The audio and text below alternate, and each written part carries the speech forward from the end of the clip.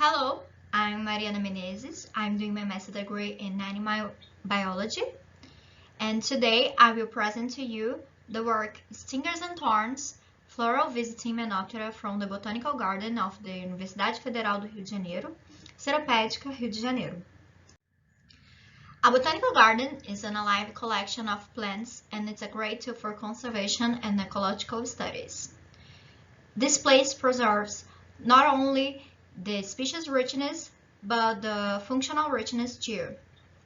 Visits to flowers is an important mutualistic interaction, mainly for plant reproduction and animal nutrition, by the pollination.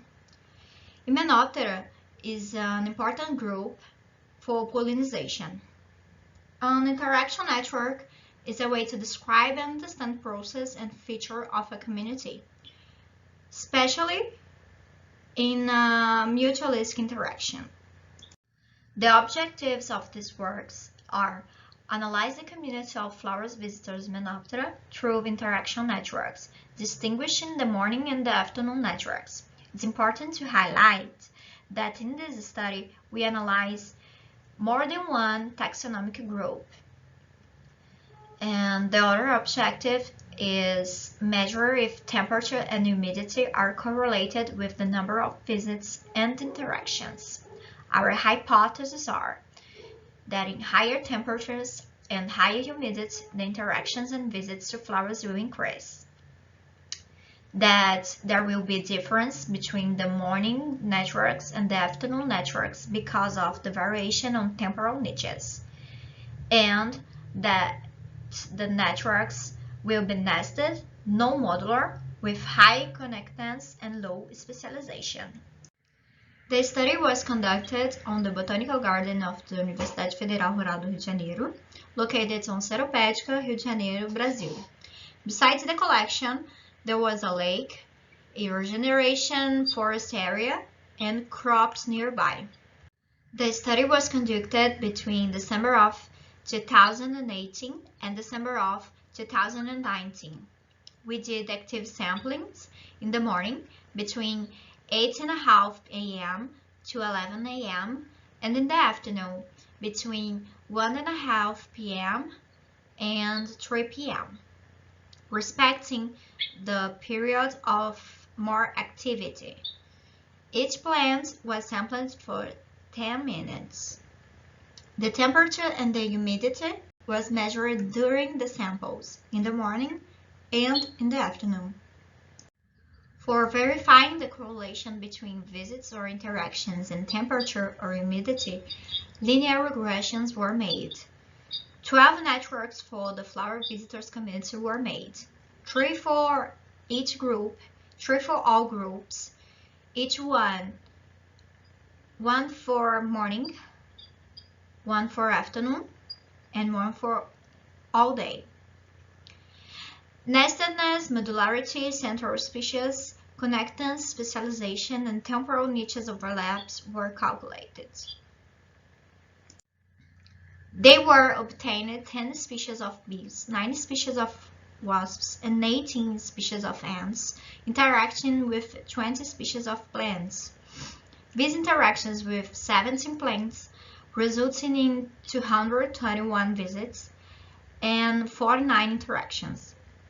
Wasps interacted with 13 plants, resulting in 77 visits and 34 interactions. Ants interacted with 16 plants, resulting in 175 visits and 65 interactions. There wasn't relation between humidity and the number of visits or interaction, and there wasn't relation between temperature and the number of interactions, but the p-value is borderline. Temperature was correlated positively with the number of visits and explained around 11% of the visits. On the right, we can see the graph of the linear regression. Here we have the results of the metrics of networks, and all networks have low connectance, and the highest connectance is in the WASP's morning network. All the networks have low specialization except by ants, especially in the afternoon. All the networks are non-modular, and the networks of all groups are nested. The networks of bees in the morning and all day are nested, and the networks of wasps aren't nested, but the p-value is borderline. On the right, we have the core species of these networks. The temporal niche overlap for bees, wasps, and all groups is fairly low, and for ants is fairly high. This is due to the fact that the ants forage longer during the day. On the right, we have the graph of all groups morning. In yellow, we have the species of bees. In red, we have the species of ants. And in blue, we have the species of wasps. On the right side, we have the plants. On the top, we have the plants with more visits. And on the bottom, we have the plants with less visits. We can see that in the morning, bees visits more often the plants than other insects. Even though Apis mellifera have the highest number of visits in the morning and the afternoon, in the afternoon network, dense species had greater prominence. And it's important to highlight that the plants with more visits have changed.